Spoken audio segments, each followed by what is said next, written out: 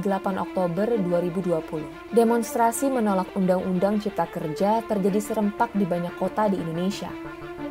Di Jakarta, demonstrasi berujung ricuh. Sejumlah fasilitas umum dirusak. Jalan Tamrin hingga Sudirman, lokasi kumpul massa jadi sorotan utama. Beberapa halte Transjakarta dibakar, di antaranya halte Bundaran HI, Sarinah, dan Tosari. Para demonstran dikritik, bahkan dituduh sebagai pelaku perusakan. Benarkah para demonstran yang membakar halte di Sarinah? Laporan ini disusun dengan menganalisis visual dari berbagai sumber terbuka. Kami juga memakai rekaman CCTV dari lokasi kejadian yang bisa diakses publik. Selain itu, kami mengumpulkan ratusan foto dan video yang tersebar di Instagram, Twitter, YouTube, dan TikTok. Dari semua itu, kita jadi paham apa yang sebenarnya terjadi di Sarinah sore itu. Foto viral ini jepretan Ari Basuki, fotografer Merdeka.com. Dari foto inilah penelusuran dimulai. Orang inilah yang pertama menyulut api di halte Sarinah. Video TikTok ini diambil pukul 16.39. Kamu bisa lihat orang ini mengepal dan terlihat di CCTV. Video ini diambil semenit kemudian. Dua video ini menggambarkan pada menit 16.40 api belum terlihat di halte Sarinah. Jika kamu melihat asap ini bukan dari dalam halte, tapi dari sini. Lalu petaka itu datang. Orang ini, dan ini saling mengenal satu sama lain. Mereka bergerombol datang pukul 16.41 dari arah Jalan Sunda. Tak langsung beraksi, para pelaku melakukan observasi selama beberapa menit. Mulai dari memotret, mondar-mandir, hingga mengetik di handphone, entah berkomunikasi dengan siapa. Menit 16.45, pelaku mendekat ke halte Sarinah. Ia sempat berkomunikasi dengan temannya dan menunjuk ke arah kobaran api di bagian selatan. Si pelaku maju sebentar, lalu kembali membawa traffic cone. Ia membakar cone itu sampai menyala dan membawanya ke halte. Tapi api keburu padam dan ia balik lagi ke kobaran api. Ia mencoba mencari bahan penyulut api lain, lalu menemukan apa yang dicari. Spanduk itu lalu ia bakar. Dengan api yang masih menyala, ia membawa spanduk itu ke halte pada menit 16.52. Ia kembali lagi ke titik kobaran api dan meminta salah satu temannya untuk membawa spanduk ke halte. Dia kembali ke titik api membawa spanduk, sempat mengambil kardus, lalu membakarnya bersama teman-temannya. Pada momen di menit 16.53 ini, kita bisa melihat tujuan pelaku datang ke lokasi memang bukan untuk berdemonstrasi, tetapi membakar halte. Di saat massa berlari menuju perempatan Sarinah menerobos barikade polisi, si pelaku dengan santai tetap fokus mencari api untuk membakar halte. Cukup lama di sana, ia lalu kembali lagi ke halte pada menit 16.57. Ia kembali ke titik api pada menit 16.59. Lalu kembali ke halte membawa penyulut api yang lebih besar. Kali ini, ia diikuti oleh teman yang berbeda. Menit 17.01, pelaku sempat berbalik badan setelah membakar halte. Ia lalu mondar-mandir, berhenti sejenak memegang handphone, lalu kembali ke halte. 17.04, ia keluar dari halte, memantau ke arah barikade polisi, dan kembali mengambil api.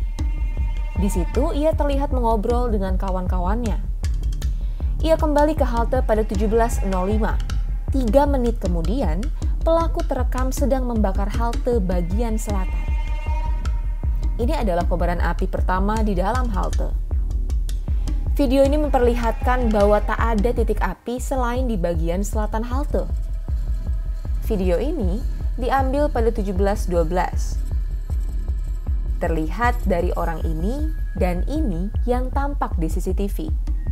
Di rekaman, terlihat api semakin membesar.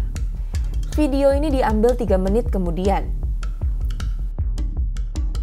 17.18, pelaku menjauh dari halte dan duduk di pertigaan Jalan Sunda, lalu kembali membakar halte. Video ini diambil pukul 17.20. Terlihat dari sekelompok orang ini yang juga muncul di CCTV.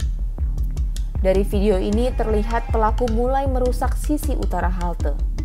Video ini diambil 17.22, terlihat dari orang ini muncul di CCTV. Ini adalah momen yang terekam dalam foto viral di media sosial.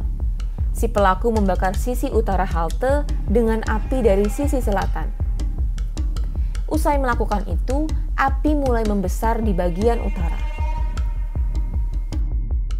Dan pelaku duduk berkumpul dengan kawan-kawannya merayakan perbuatan yang telah mereka lakukan.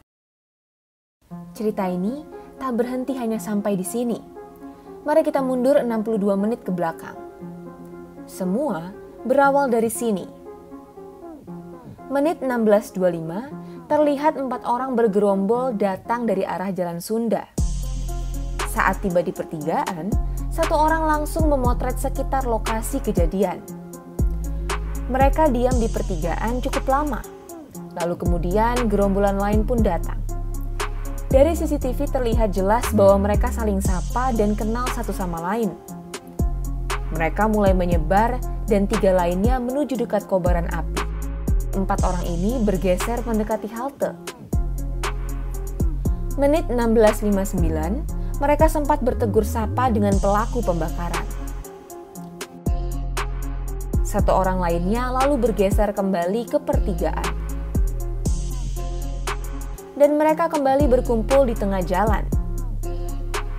Sempat maju, saat polisi memukul mundur massa, mereka berlari ke arah Jalan Sunda. 10 menit kemudian, mereka kembali datang. Salah satu dari keempat orang ini tiba-tiba membawa kardus menuju halte. Ia terlihat di foto ini. Setelah itu, 4 orang ini tak beranjak kemana-mana. Mereka memantau aksi teman-teman mereka dari pertigaan. Beberapa foto dan video yang kami kumpulkan menampilkan wajah yang bisa diidentifikasi polisi. Di antaranya, ini, dan ini. Gerombolan para pelaku pembakar halte ini sekilas terekam dalam live streaming Tempo. Termasuk si pelaku utama, ini. Dengan machine learning berbasis TensorFlow, kita bisa sedikit memperjelas wajah si pelaku utama dan teman-temannya. Hasilnya seperti ini. 12 Oktober lalu, Polda Metro Jaya sempat merilis para tersangka pembakaran halte. Dari 4 tersangka yang ditampilkan, tak ada yang mirip dengan sosok yang kami temukan. Kami mengkonfirmasi temuan kami ini ke Polda Metro Jaya. Kami juga sempat menunjukkan foto-foto yang kami miliki kepada Kabid Humas Polda Metro, Kombes Yusri Yunus. Ia menyebut polisi memang belum berhasil menangkap pelaku pembakar halte yang fotonya viral di media sosial. Yusri enggan berbicara lebih lanjut soal itu. Oke, silakan. Soal pelaku yang dipoto viral, Bang.